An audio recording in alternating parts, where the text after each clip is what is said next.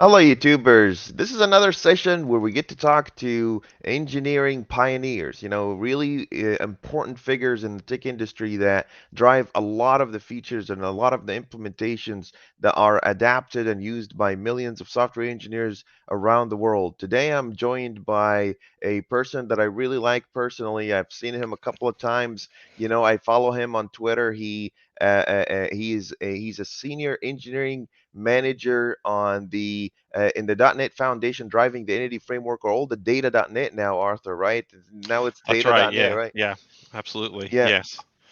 Arthur has been for years now. He has been very continuously, adamant and making sure that we have the best engineering experience, the best features out there, always present in the .NET or Entity Framework stand-up sessions.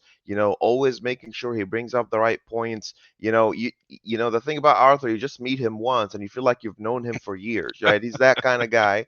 And Arthur has I've been trying to kind of get him to come to our podcast, but he had something really cool going on. What was going on with you these days? Before in the last couple of weeks, what were you doing? Go ahead, Arthur. Yeah. I just got married. Yay! Yeah. I mean, we Congratulations. actually. Thank you. We fairly common story that I'm sure people have heard before, but we planned the marriage for April 2020. Hmm. And then something happened in the world, and suddenly we're like, well, we can't come to Cornwall. I was living in America. My wife and I were living in Seattle. I was working on the Microsoft main campus at that time. And Hmm. so, well, we can't suddenly now come to Cornwall in England and get married. Yeah, So we postponed it. And then, we rescheduled it, and then we had to postpone it again. So, yeah, yeah. so this April was when we finally do it. And during those times, we actually moved here. So now, rather than being a let's fly to England and get married, it was like, okay, we're in England, let's fly other people to England, but we're here and we'll just get married and continue living Let's here. just So do that's it. pretty cool. Yeah, that's Yeah, the thing. That's the thing about it. Now or never. Just catch it when it's hot. You never know. Things yeah, change. Especially in the last couple of years, things change all the time. yeah, I yeah. I I want to make a quick correction. Arthur is actually a principal software engineering manager. Principal's like a Jedi. So this guy is a big deal for us inside Microsoft. But I really hope that people kind of look up at his contributions. Principal engineers, they work across multiple organizations and they work outside of Microsoft to bring, new features and new capabilities and new products. Here's a question for you, Arthur. Where are Okay. you originally from? Yeah, so I'm originally from England, which is Mhm. kind of essentially why I ended up back here. I came from a village just outside of a place called Grimsby, which Nice. nobody had heard of until somebody made a movie called The Grimsby Brothers, which is actually fairly accurate of Grimsby. So it's you don't really let on that you're from Grimsby most of the time. Uh-huh. And then in the early days of the internet, so this would have been, well, not the internet really, in the early days of the World Wide Web, so 96, Mhm. I was on a old bulletin board system run out of the University of Iowa called Mhm. the Iowa Student Computer Association, or ISCA, BBS. Yep. And I met a girl on there. And so, I moved to America, to Iowa, to be with this girl, and we were in the newspaper at the time, in fact, because meeting somebody on the internet and then getting married and moving to a different That was country. weird. People would look at Yeah, me like, "Whoa, yeah, wait a second. You met someone yeah, on the internet?" yeah. So That's so obviously that didn't interesting. really work out long term, but that's how I ended up here. And then Mhm. various reasons, I haven't always worked at Microsoft. I worked on a company originally. Well, actually, let me even step back a bit, because I think Uh-huh. this is interesting in that. So I have a neuroscience degree from the University of Nottingham. So I went, but as a kid, I was into computers. I love computers, programming computers. I Mhm. had a Sharp MZ80K originally that my granddad gave Nice. me. That's like a 1970s thing. And then I had an Amstrad CPC and an Amiga 500, like a lot of people in the UK. Love Nice. computers, programming it, getting down to the machine code, hitting the metal, all those custom chips. In fact, I've still got on my shelves over here the Amiga Mhm. ROM kernel reference manual and the Amiga hardware manual, which is very well used books, but they were awesome books. Yeah, so I was all into computers. Everyone assumed that I would, go to university and study computer science, but I was like, I don't want to do that because I love computers as a hobby. I want to do something else as a career. Mhm. Mhm. Somewhat naive, I think, because I kind of looked around and saw most people seem to not really like what they did as a job. And I was like, I don't want to not like it anymore.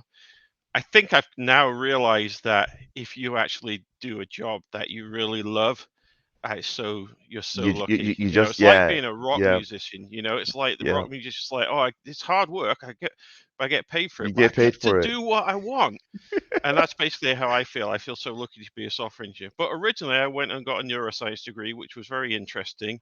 Mhm. Moved to America, was doing a PhD, didn't like doing science, like, sitting and peering down a microscope and trying to record action potentials off neurons. And I didn't like that. I love reading about it, but Yeah. doing it, not so much. So Yeah. decided to say, right, I was reading Charles Pretzel's Programming Windows 95 at the time, which is another awesome book. And I would just like in the lab, I'd be reading that and thinking, right, what am I going to code when I get home? Oh, this is silly, right? Let's just do that. So I did that. And then, long story short, ended up applying for a job at Microsoft. Just didn't really have any. I was a Java programmer, mostly C++ and Java, mostly at the time, but um, thought, oh well, may as well apply. Never heard back from that job, but then once you get your resume into the system, like Yeah, it four goes. recruiters were Yep. like, "Yeah, Yep. no, we want you to interview for this thing." One of Yep. those was this Yep. thing on Entity Framework, which I had Yep. never heard of, no idea, didn't know about Link. I played with C Sharp and .NET when it came out, but didn't really have a lot of experience of it. Yep.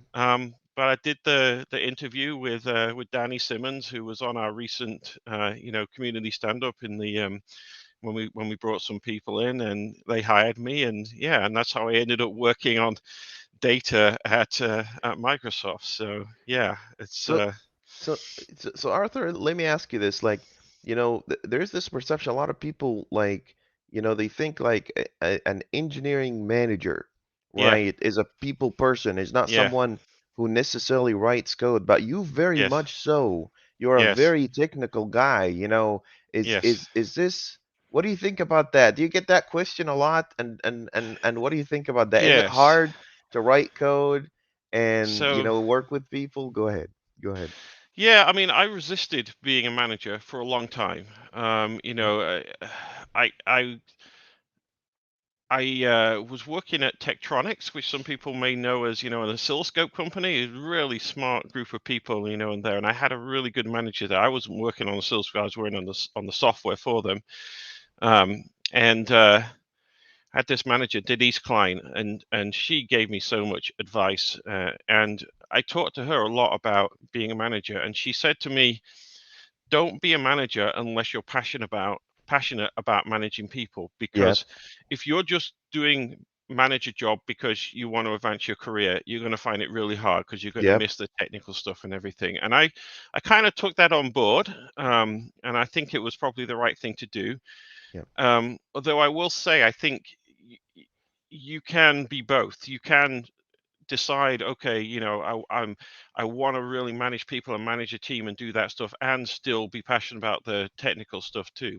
Yep. Yep. So at Microsoft, I resisted being a manager for a long time, and I was basically just an IC, Yep. an And the individual individual contributor contributor. Yeah. Hmm.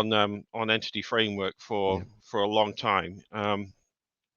And I started to get a little bit, I wanted more, so I would say the thing is, I wasn't a manager, but I was always behind the scenes, and I think the people won't, people I was working with, Rowan and Diego and people like that won't question this, or but I Yeah. was always, back there saying, why don't we do this, and we need to have a retrospective, and we need to do this, and what about the team culture here, and what about tests, and what about Yep. how do we integrate, so I was always thinking into a very much a team person, building teams and everything. I just didn't want to be the one responsible for Yep. writing reviews and telling people that, hey, you're not doing that well, and also I felt very Mm-hmm. nervous Mm-hmm. about being responsible for giving people advice in their careers, which would then go on and impact not just the software, which is not Mm-hmm. that important, but their Mm-hmm. lives, right? Mm-hmm.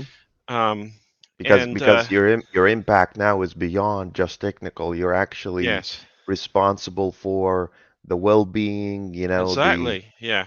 so Yeah. it's a lot more responsible. Oh man. But So what? I can't Yeah, remember who told me this, but somebody said at some point, the fact that you're even thinking that and you care means that you're going to do a better job of it yeah, than a lot of people who just say, I'm just going to be a manager, I don't really care, you know. yeah, But I think it's important that you recognize when you become a manager, the people, and that's now your primary job. It's like I say to my wife, she'll say, are you working? I'll say I'm coding, because coding is not working for me. I do write code because I love writing code, yeah, but to me, that's what I do because I love it. It's not what Microsoft pays me for. And, you know, yeah, to some degree, obviously, they're happy if I contribute things and everything. But what they yeah, pay me for is to manage the team, to, you know, work with my team to manage, you know, and it's managing up and down and out, yeah, meaning yeah.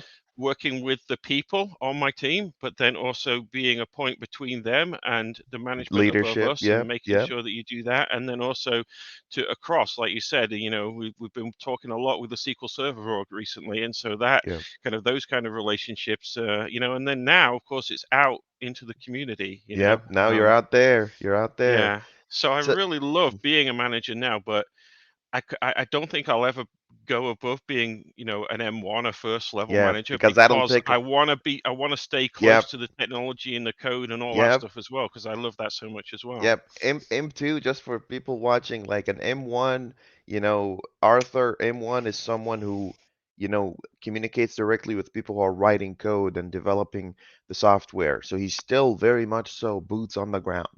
Yeah. M2, you're out of that loop. Now you're a manager of managers. So there Hmm. is no code in your life anymore.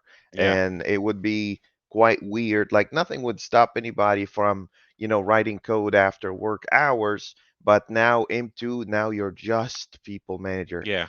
Arthur, by the way, I gotta tell you this. You're a very rare type of managers. I want to let you know that because you're not just a software engineer and a people manager. I also know that sometimes you drive features. You come up with features Yes. and Yes. come up with ideas. So you're in my book, you are what I call entrepreneurial innovative engineer. You are someone who has the mindset to engage in the market and drive business requirements. You Yeah. are someone who innovate ideas, so you're engineering Yeah. them, but not just that, you're actually leading people, inspiring people. I'll tell you a little something. You know, I was hanging out with Jeremy Lickness the other Yeah. day. Yeah. Yeah.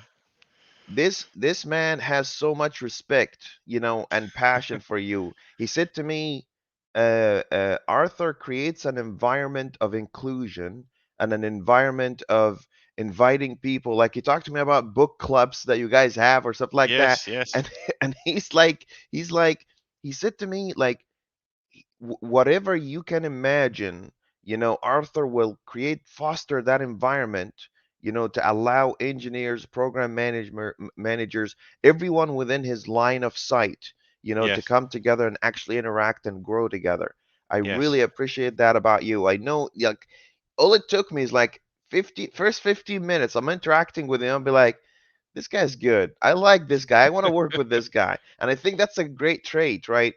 Tell me what are the challenges that come with that? You must be your brain must be all the time just Yeah, you going. know, it is, but I think that's one of the things. There's a lot of people in our industry and in Microsoft and in the world in general who love to think about things, love different ideas, love different challenges, you know. And I'm kind of one of those people.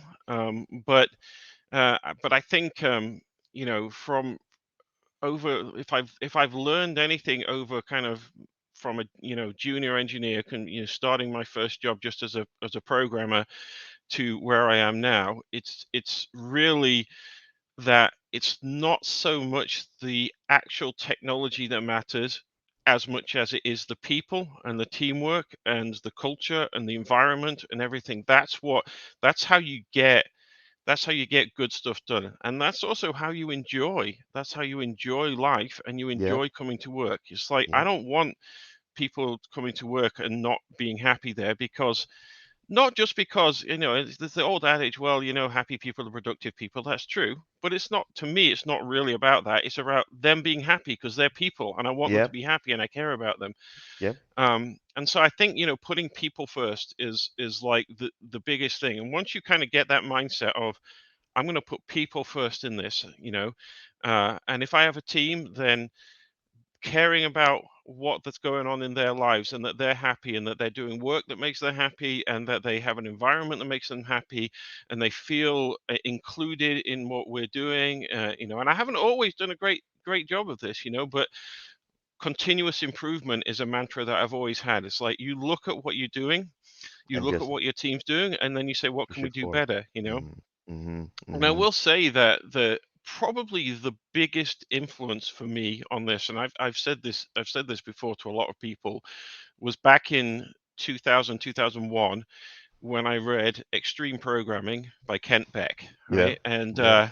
just a little aside on this, I worked at Tektronix, and I don't people might not know this, but Ward Cunningham and Kent Beck also worked at Tektronix. That's where they developed a lot of the small talk stuff. That's where they did team pair programming. Now, I wasn't there at that time, but when I I was worked just there, gonna ask. I was like, I what? met somebody who did know them at that time. This great guy called Mark Ballard, who has Yeah. sadly passed away now, but we had so many conversations. I'm like, tell me about what it was like, what? And he's like, Yep. oh, it's amazing watching them work together and everything. So, Yep. but anyway, going back, yeah. So this book, Extreme Programming, and I would still recommend anybody get that. But this was basically part of the Agile movement. Kent Beck was part of the Agile Yep. movement, and if you read Extreme Programming, the philosophy is all of these things we do, let's do them more.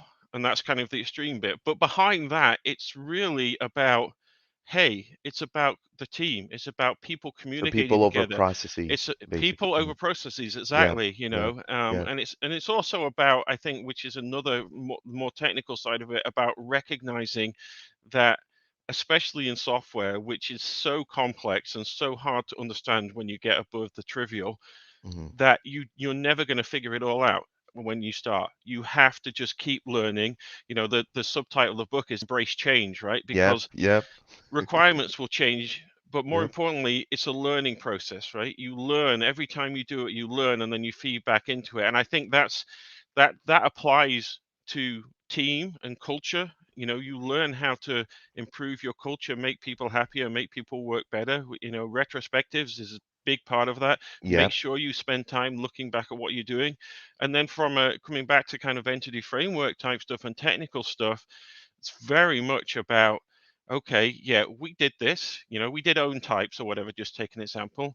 Yep. It didn't quite work out the way we wanted, so we're trying to learn from that and move forward, which is very difficult to do in a framework technical environment where people are building on that functionality. Like if you've got an Yep. application, they've ripped that out, replaced it with something else, but we rip a big part of EF out, people Yep. people are kind of stuck. So it's very much a balance. But yeah, Yep. putting people first, I think that's This really is the this is thing the you need main to do. thing. What Yeah. what what do you do when people are down, Arthur? Like, you feel like your team, I mean, if you love people and you want people to be happy, you must have this, sixth sense that tells you immediately, the team seems to be down today. What are your tricks? Teach me some of your tricks, please. Yeah, no, I mean, I don't have any tricks really. I think one of the most important things you can do though is recognize that everybody is different. Yeah. Um, and that is something that is actually quite unintuitive for most people and quite hard to do. And when I say everybody's different, what I mean is that something that will bring one person down or stress one person out is not the same as something that will bring another person down or stress another Yep. person out. Yep. So, I think this thing that we're doing now, where we're talking on camera and I'm sitting at home, basically, it doesn't stress me out. I'm like completely calm doing this. Yep. Put me in a room in front of 20 people that I know, I'm stressed out because I'm talking in front of a group of people, right? But Yeah. that's me. Like Yep. Bryce on my team is the opposite. He's like, put me in a room in front of people. I'm like, that's all right. But put me behind a camera, I'm stressed out. Yep. Yep. And it's the same with lots of things. And so it's very easy to say to somebody, what do you mean you're struggling with that? It's easy, just do it. Yeah. And that's a really bad approach. So the first thing to do if somebody is struggling with something, if somebody is not happy with something, is to listen to them and understand what it is. And once you listen to them, then you can kind of start to move forward from that and say, okay, well, what can we do about it? And then something I've learned and I try to do, although I won't say I'm great at it now, is this course I took called the coaching habit, which Mm-hmm. is about coaching people. And one of the main things learned from that is don't always be the guy with the answer, which a lot of people are. I mean, I'm that guy usually. I'm usually, oh, that's your problem. This is your solution. And I just tell them. Instead, listen Hmm. to them and then try to get them to, move along and figure out, well, together we can figure something out. Because Hmm. I think you fall into that same trap as in seeing that people are all the same when Yeah. you say, I know the answer to this. Well, that might be a good answer. That might won't work for me, but it might not actually be a good answer for them. Yeah. So Yeah. it's I don't really have tricks, but I would say listen and try to understand, and then try to work through things with people. That's what I do. Yeah, Yeah, yeah, absolutely. Do you sometimes need to kind of okay, so when you were an individual contributor, yeah, you might just be, in a conversation, a design, discussion, you just go and say, "Oh yeah, here's my 2 cents." When you became a manager, do you sometimes hold some of that back, knowing that some people might just, assume that this is okay, that's what the boss wants, so, yes, do I go head to head with the boss, and get myself in trouble? Is it worth it? Is that the hell I'm gonna die on? How do you do that? How do you make people not feel yes, uncomfortable disagreeing with you as a lead, as yes. a manager? Go ahead, Arthur. So I think there's a lot of parts to that. There's a lot of different aspects to that. Firstly, it's hard to do as somebody who has ideas and has ways to do it.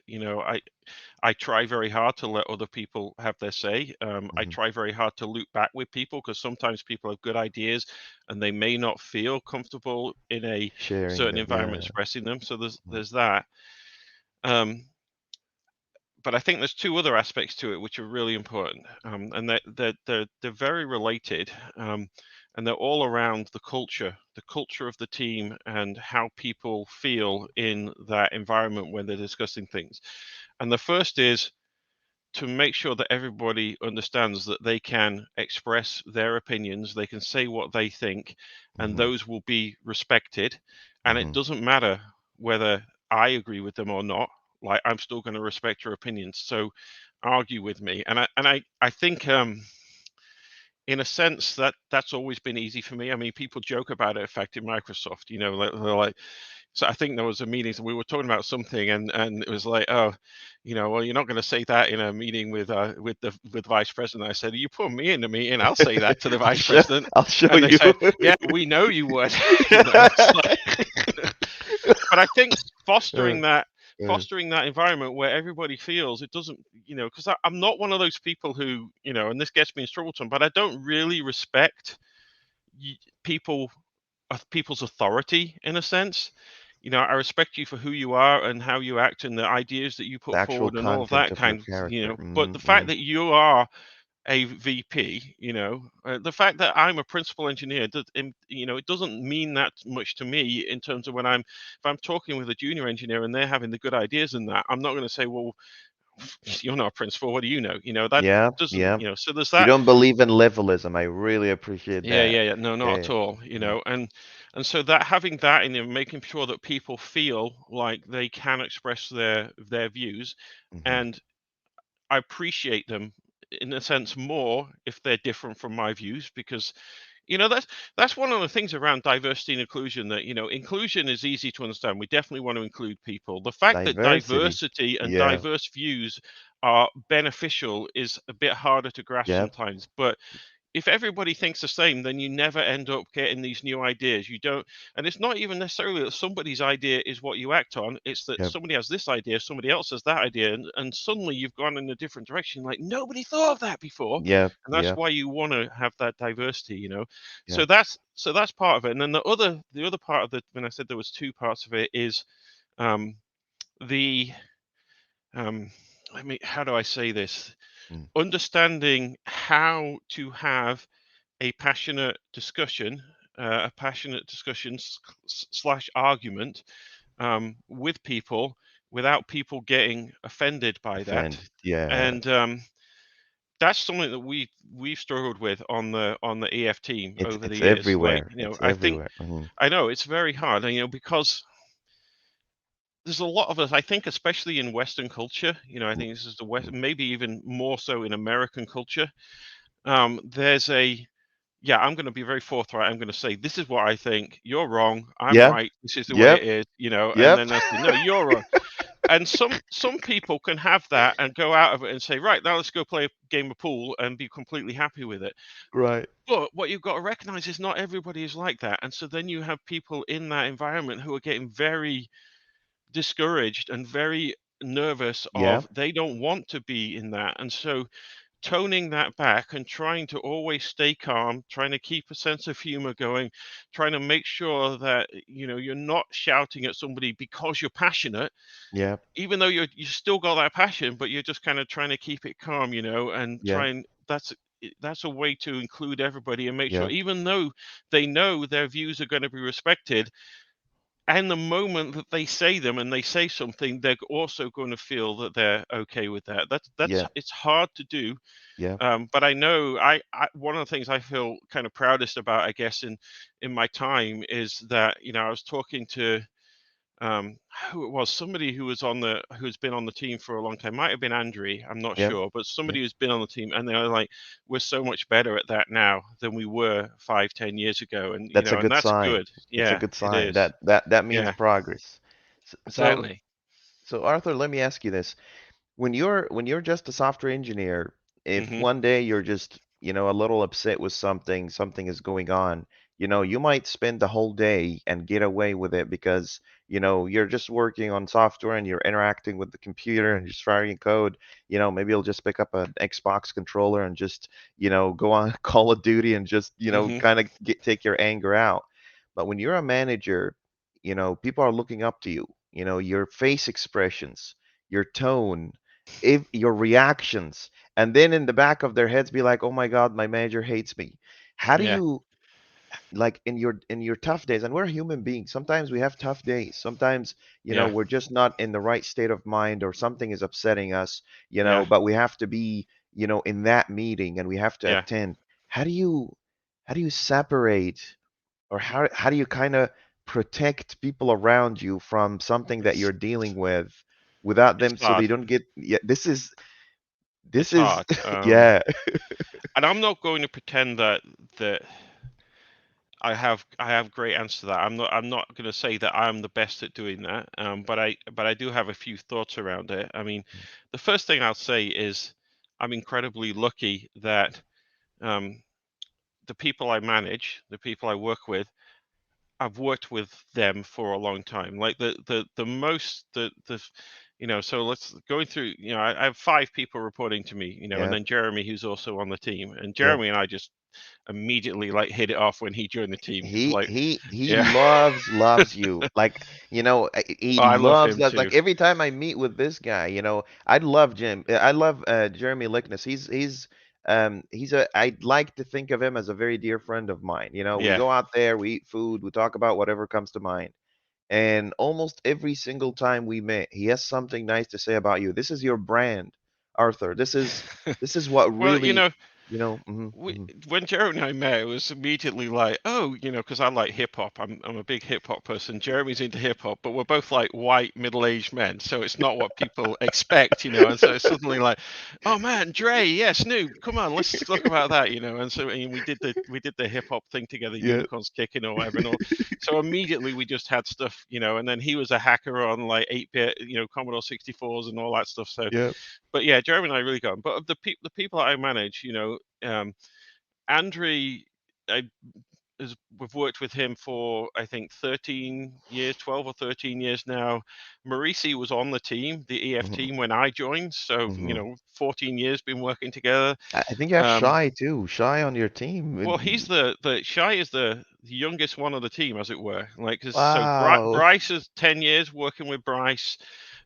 Smith is now like 6 years since working Microsoft, and then Shai, yeah, he's been at Microsoft for 3.5 years. But the reason we hired him is I should tell the story about how we hired Shai, because it's Hmm. kind of cool, right? Hmm. So he's as most people, people who know the area know, he works on the MPG SQL provider for Postgres. He's a big Postgres Linux kind of person, and so for several years before we hired him, we would be talking online and everything, and we had a lot of communications, and he said, this perf stuff, I've got a couple of weeks in my schedule, because he used to work for Doctors Without Borders, going all Yep. around the world doing Yep. logistics management for them.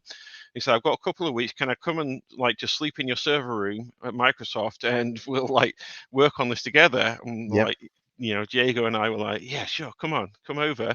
And I Yep. said to Diego, right, while he's here, we're going to try and convince him that he needs to come work for us, because he's such a great guy all Yep. around and such a great engineer. Um, and so I would like try to sell Microsoft to him, and then later on, after obviously he did accept and ended up working for us. Later on, he said to me, "I had no idea that you were like trying to hire me at that point, and I thought I was being really obvious, But anyway, so yeah, so Shai is like but I've worked with all these people for so long, and I think, and the reason I bring that up now is because I don't think I necessarily have experience of some managers where you end up going into a team, you're trying to manage people you don't know. So I can't really talk to that. These people are my friends. These people I worked with for a long time, and I know them really well, which kind of really helps when you're talking about them, or they also know me. So they Hmm. know when I can get grumpy about things, and do that, and They so they, can they they can can be, read you. They yeah, can read you. exactly. Um, but I think a couple of things that you can do. One is be okay with stepping away. So that might be okay. You might say, right, I'm just going to cancel my one-on-ones today because I'm not in the right frame of mind to it. We'll do them another day. We'll just do them next week, whatever. So be okay with stepping away. Um, and then and then the other part of it is be okay with reflecting and be okay with apologizing. And so I've on several occasions, hopefully not too many, on several occasions come in a day after and said, yeah, I didn't deal with that very well, I'm sorry, I should have, and people are okay with that when they know that you're thinking about it, and you're willing to kind of accept responsibility. Yeah. It's this thing that we have at Microsoft. We call it the open mindset, and it's not just a Microsoft thing. That's what that's the terminology, where the idea is it's not about being right all the time. Hmm. It's not about knowing the answers. It's about being open to getting new information, getting new ideas, reflecting on what you've done, and saying, maybe I was wrong. Maybe I was Hmm. wrong there. I've changed my Hmm. mind. Do this, and I think that's like really important to have that continuous learning, open mindset. And be a person. I'm a person. There are people. People are not perfect. People fall out with each other. Yep. Diego and I fell out over some technical stuff a few years ago, and Hmm. and I have a one-on-one with Diego coming up, even though he's not on the team anymore. But we still keep in We touch still because communicate. yeah, Yeah. exactly. Because things happen, but you've got to build those bridges. You've got to say, I was wrong there, and just be human about it, basically. Love it. Love it. Arthur, something tells me that you like Legos. I don't know what it is. Yes, Where indeed. did where did that start? And how far did Well, you go? Oh my God. Just tell me. Go yeah. It's interesting because as a kid, ahead. I loved Legos. I remember when we had, I think I was about 11, and it was like we were going to go to another school. So it's like kind of the last week of that school, and Hmm. people were able to kind of bring in things to show. And I Hmm. built, like a load of custom Lego models, not from the sets, Hmm. but a motorbike and various other things. And I brought them in, and it's like, I love Legos as a kid. I mean, I have to be creative. I was talking about my brother about this the weekend. I have to be creative, whether it's building Lego stuff, whether it's writing code, which is a very creative process, whether it's writing, doing music composition and writing music, whether it's just making up stories. It's like I used to say to my daughter when at bedtime, okay, name three things, and she'd be like, pajamas, diamonds, and space or something, and then I'd Mhm. make up a story, with those Yep. things in it, and it's Yep. just so I have to be creative. So I think the Lego thing is definitely a part of that, and I kind of, when I had a daughter, I was able to suddenly then say, "Oh, I've got an excuse to like go buy Lego things again." So that I kind of got into it again as an adult through that. Yep. But then I just, you know, pe- I think my brother and his wife will say, "Well, you're very childlike in a lot of ways." And I'm like, "Yeah, I am because I enjoy these things. I Yep. enjoy building Legos. It's a way to relax. It's a way to let out some tension and just do that. Yep. And now I'm old enough with the disposable income enough, and my wife is generous enough that I can say, You can buy all the get a 7,500 piece Millennium Falcon that costs like £700 or whatever, and put it together, and that's okay because I can do that now. Whereas when I was a kid out in Grimsby, I was just looking Yep. and drooling over the things I couldn't Yep. never think of affording. So it's yeah. I mean, I just say don't don't be put off by what society says. These are the things you should do. Yep. These are the things you should enjoy. Yep. If you're a grown up, you don't build Lego. Like if you want to build Lego as a grown up, then build Lego as Just a go grown ahead and up. build. Because Yeah. why not? Yeah. I just realized the other day that I'm a grown up and I can just drive to the store and buy cake and eat it and nobody has Yeah, anything to tell me. exactly. Yeah. Well, So, it's like we did the same thing with our wedding, right? It's like what we wanted, right? So Wendy didn't. She looked really beautiful, but her wedding dress was like at Target. She bought it at Target for like $40 or something now, and it looked really nice, but it wasn't yeah. a fancy. But we Yeah. spent $600 on our cake, getting Yep. it professionally made, and it had all our pets on it because I'm a big pet person, and so all the pets that we've had since we've been together. So basically, like two dogs and four cats, and they were on this Nice. beach themed cake with two cats at the top on deck chairs and everything, and it was awesome. And people are like, "Well, you spent £600 on the cake." Yeah, well, we're getting married. That's what we want. And my wife loves cake, so she's Yep. like, "I just want a really cool cake." So Yep. do what makes you happy, and not what other people say should make you happy.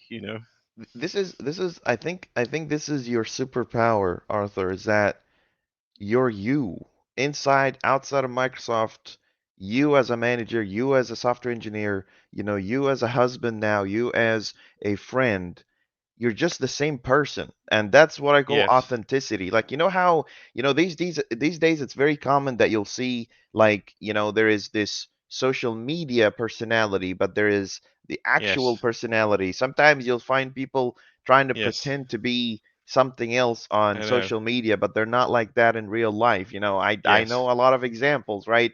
yes. You're just you, Well, and this. yes. Mhm, mhm. I have Go two ahead. things to say about that. Yeah, go ahead. Go ahead.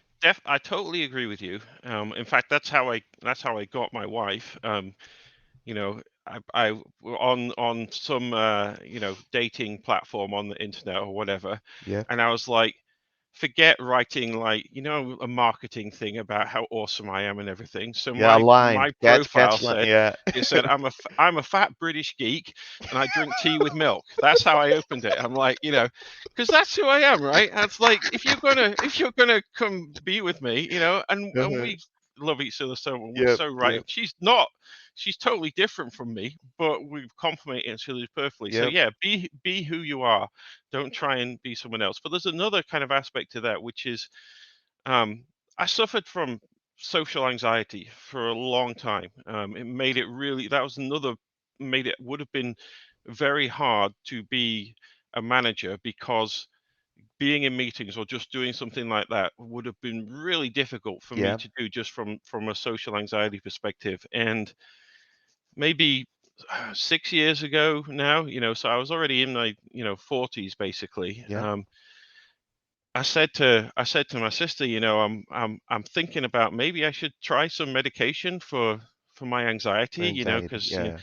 it'll help me be stressed. And she's like, you don't have to convince me. She's like, I've known you since you're a kid, Yeah. And so Wendy, my wife, was also like really, really supportive of it. And so I've been taking, Celexa for Yeah. social anxiety, and it's really helped. Gonna help him. I'm Yeah. bringing this up now because I think it's important that, because it's very easy to look and see somebody on this or on social media or whatever and say, oh man, how did they do that? Yeah. But a lot of people struggle with Yeah. mental health, various forms, and whether it be depression or Yeah. anxiety or Yeah. anything else that's out there. And it's okay. It's just in the same way that you would deal with physical health problems and things like that. You can Yeah. go there, you can talk to a doctor, you can say, look, I always just thought, well, that's the way I am, so I just have to be that way Yeah. forever. But Yeah. this it has in fact really helped me, and different things help different people. But for me, it's one of those things that really lets me let my what I feel is my real self be out there and talking to you, doing community stand-ups, being a manager and You're being able to do you're that out without my there. Yep. stress levels going off the roof and all that kind of stuff. So I I think there's that part of that too. Yeah.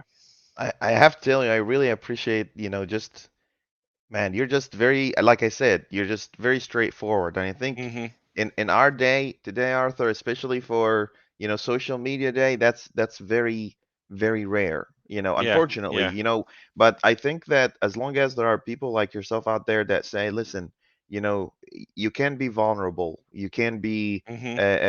you can be doing something that maybe the society might find, different, or Yeah. they Yeah. may not like, and yet you can still be successful, you can still Yes. be a lead, you can still work at one of the biggest software companies in the history of man, you can drive innovation, and you can, to me, when I look at you, I feel like I feel like I'm seeing someone who's experiencing life at its Yeah. fullest. Yeah. You're taking it all in, and you're Yeah. not holding back. You're saying, Yes. I'm gonna get married, and I'm gonna have Legos, and I'm gonna be an engineering manager. I'm gonna drive, community stand up. I'm gonna drive features. Yeah. I'm gonna Yeah. bring people together. Yep. You're such a rare person. I want you to know that. There's so much. Takes a lot of, Well, thank you. I mean, I'm even just being myself. yeah, yeah. And I think if everybody become themselves, Yes. right? I think a lot of the confusion that may happen today because of miscommunication and people trying to kind of masquerade their, just the fact you're masquerading your who you really are, Yeah. it requires a little bit of work, right? Yes. Let me ask you this. What do you say to people to become more of themselves, especially new generation, Arthur, people that, were born and raised in the social media world, the people who are born after 2000, because now these are the folks that are starting to become the foundation of the tech industry and the foundation of any other industry out there. What's your advice? What do you have to say to them? Go ahead. I don't know. That's I didn't mean to say it like this, but actually saying I don't know is also a really important thing It's to, yeah, to yeah, say I yeah, don't know what the answer is to that. And really I don't. I mean, I think having in the back of your mind a philosophy of I'm going to be myself and I'm going to look and decide what I want to do, what makes me happy, and I'm not good. So I mean, it's interesting. We're doing this thing and we're talking about me, yeah, but I look at other people that I know, other people on my team, yeah, even, and hopefully Andrew won't mind if I use him as an example. But yeah, Andrew knows so much architecturally about entity framework. We treat him as the architect basically because I kind of had that role for a while before I was a uh-huh, manager, and now he's really taking it over, and yeah. everything. He has no desire to come and do these things. He's happy, doing He his just wants to playing do his the video games, writing his code, doing the things that he enjoys, and working on stuff and being a member of the team, and really integrating with that as well. But he doesn't want to do that stuff, and that's Yep, fine because yeah. that's him. And so That's I his would world. say, Yeah. look out and see, the people that inspire you in the world and learn from them. But don't think that to be successful, you have to be like them. Think, try to understand what makes you happy, what's important to you, and focus on those things because they make you happy because you're passionate about them. And don't think, oh, I wish I could be like that guy. Like one of my big heroes is Rick Rubin, the Mm-hmm. music. I love Rick. Yeah. He has a Yeah. podcast that I love listening to because he's so good at talking to people. But he's so creative, and he works with artists and he brings out what's in those artists and everything. And I could never be Rick Rubin, and I don't, but I look at him and I say, that's really cool. I really, get a lot from him. But for me, it's like, well, that's okay. I'm not going to be Rick Rubin. I'm not going to be a big music producer. I'm going to be, software Me, engineer just with you. Lego. I'm Yeah, going to be me. yeah, That's yeah, what I'm going to do. And so, but I don't, it's easy to say that. It's very hard. It's very hard to do it. I mean, there's a lot of pressures on people. There's a lot of, we are social beings and we are emotional beings. And as much as you can rationally say, this is what I want to do and this is what I'm going to do, actually going out and doing it and feeling it can be difficult. So, never give up. Just, keep trying, get help if you need it, have friends, have family, see a doctor, whatever it is that, that you need to do, and don't give up on it. But also recognize that it can look like it's easy when you see Rick Rubin talking about it, or maybe you see me talking about it, look like it's easy to do that. yeah. It's not easy, and people struggle with it, and you just have to keep trying. Yeah, absolutely. I have one more question for you. Okay. What are you looking forward to? Let's talk about Entity Framework, Arthur's, bigger scope of life. What are you looking forward to in the future? So I think you said something about I'm just kind of enjoying life and living life, and that's really what I'm looking forward to. When people ask about what are your career goals and things like that, for me, I don't really have career goals as such. I want to enjoy what I'm doing. I love creating software, not just the programming part of it, but everything that we've talked about, the people, and all of that kind Everything. of stuff. Yeah. I love that. So I want to keep doing that, and I want to, I just read the Bible, and, Jeremy mentioned the book club. I'm not a Christian, but I read the Bible because I thought this is going to be really, and it was really interesting, so I like reading, I want to keep finding new books to read. I recently got into doing the music production. I want to keep doing that. We're in England now with my wife, which is where we want to be. We want to go visit places. We want to, I've really, after living in America for a long time, I really appreciate being back here and seeing the history and just the beautiful. It's Yeah. not the Cascade Mountains where it's all dramatic and everything, but it has its own beauty that I didn't really appreciate when I was like 22 or whatever and went away. But now coming back, I love that. So I just want to keep experiencing those things and being with the people I love and doing things that make me happy. And I'm really lucky in that, I work for Microsoft and they allow me to come and do that here and they pay me enough money to do it. And I will continually be thankful and never think, oh, never try and take that for granted that I can do that stuff, because I'm in this place, like I said, like a rock musician, where it's like I'm paid to do something I love, and that allows me to do other things I love. And I'm with a group, or managing a group of people on my team who I love, and I love being with them and talking with them. So that my goal is to just continue to live and love and do all those things, really. That's really sweet. I love that. Happiness as a purpose. Don't Yeah. worry about Yeah. some, systematic, what do you call it? Formal goals. Oh, in the next Yeah. 5 years, I want to own the world. I just want Yeah. to Yeah. continue to be happy. Oh, I Yeah. love Yeah. that answer. I love that answer. I hope that, I run into a lot of people, especially newer generation of engineers that be like, oh, when am I gonna get promoted? Oh, when am I gonna get raised? Oh, when am I gonna get this? I'd be like, would that make you happy though? Yeah, It's like, that's the thing. because as It's soon as you fine to reach, do that if it yeah, makes you happy, but not just because other people say you should have career goals and this is what you should do, right? see, that's it. I had this conversation with someone once, and I said to them, okay, you became a senior. Now why? I said, now I need to be a principal. I said, then you'll never Yeah, be happy, because yeah, there's always the next yeah. level and the next level, I right? know I'm never going to be partner, so I can stop with that one right now. Oh, one of the biggest things that I try to do actually is that I bring the focus, on amazing people like yourselves, so people actually see, sometimes your daily job doesn't actually, allow you to show everything you are, just Yeah, because it's yeah, just the nature of things, right? absolutely. The Yeah, nature of like you might find a guy that really likes. I don't know, likes IoT. He likes to play Yeah, with yeah, IoT yeah, devices, stuff like that. But he just so happens to work in the Office 360, right? yeah, So there yeah, is no yeah. opportunity there. Um, Arthur, I really appreciate you. Thank you so very much No, for, you're welcome. coming in and hanging out with me today, and No, it's been a and pleasure. I'm really happy you're married, and I hope that brings you all happiness and Yeah, prosperity. This is a big thank you, decision, and I, thank you. as it comes, it comes with a lot of amazing Yes, things, and it's actually a good story. I like how here's my story. I met and someone online. I have I have carbon fiber in my wedding ring, like they Ooh, make Formula One nice, cars out of. So it's even there, right? nice. Th- Thank you so much, Arthur. You Thank are you. you are an inspiration, sir. Please continue to do great work that, I will do. inspires the rest of us engineers around the Yeah, world. Continue to do your stand-ups. Continue yeah, to and put come on, we yourself want to out have you there. on again. So yeah, Yes, we'll do that again. absolutely. Yeah. Thank you, Arthur. Have a Okay. wonderful Thanks, day. Hassan. Take Thank care. you very Take care. much. Bye. Bye.